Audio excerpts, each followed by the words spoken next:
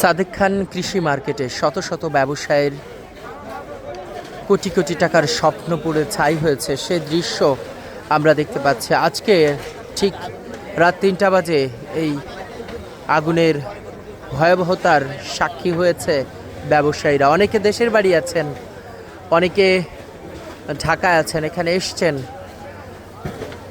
Storage করে রাখা এবং গুদাম থেকে প্রতিনিয়ত কোটি কোটি টাকার মালামাল রাজধানীর বিভিন্ন লোকাল মার্কেটে চলে যায়, সেখানে এভাবে পুড়ে ধ্বংসস্তূপে পরিণত হয়েছে। সামনে টমেটো, মরিচ, এছাড়া নিত্য প্রয়োজনীয় যেসব কাঁচা পণ্য সেগুলো পুড়ে একেবারে সিদ্ধ হয়ে গেছে। এখানে অনেকের পেটি ক্যাশ থাকে, সেই ক্যাশগুলো পুড়ে গেছে।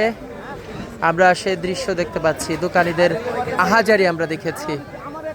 কোটি কোটি টাকা পুড়ে একেবারে মাটির সঙ্গে মিশে গেছে।